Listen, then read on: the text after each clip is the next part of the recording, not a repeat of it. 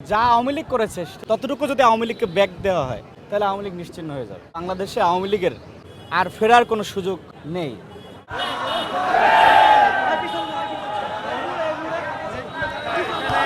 ঢাকা সহ বাংলাদেশের বিভিন্ন জায়গায় আপনার নিষিদ্ধ ছাত্র সংগঠন ছাত্রলীগ এবং পতিত ফ্যাসিস্টের দোসররা ঔদ্ধত্য দেখাচ্ছে।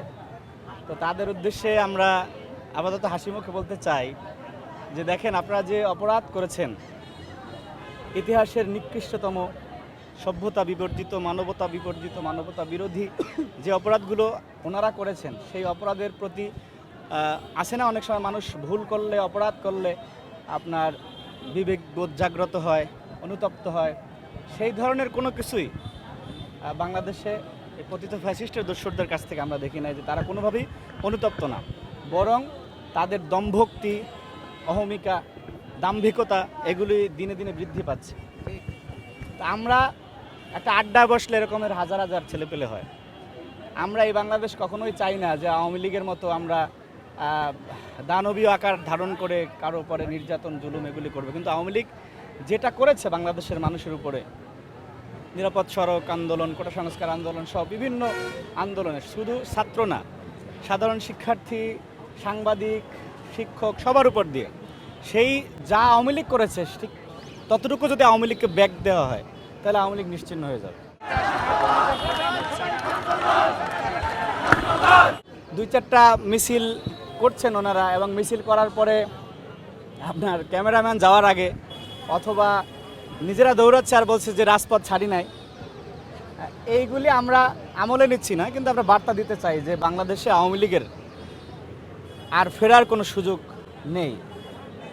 কারণ হচ্ছে আওয়ামী লীগের যারা এখন রাস্তাঘাটে মিছিল মিটিং করছেন তারা আসলে প্রচণ্ড রকম নির্বোধ, এবং তারা নেতৃত্বের প্রতি যে নেতৃত্বের সংজ্ঞা সেই বিষয়ে তারা ওয়াকিবহাল না। কারণ হচ্ছে খুব মোটা দাগে আপনারা এই বিষয়টি দেখাবেন যে শেখ পরিবারের একজন মানুষকে বিপদে ফেলেও কিন্তু হাসিনা পালায় নেয়। প্রত্যেককে নিরাপদ জায়গায় পার করার পরে তারপরে হাসিনা নিজে চলে গিয়েছে।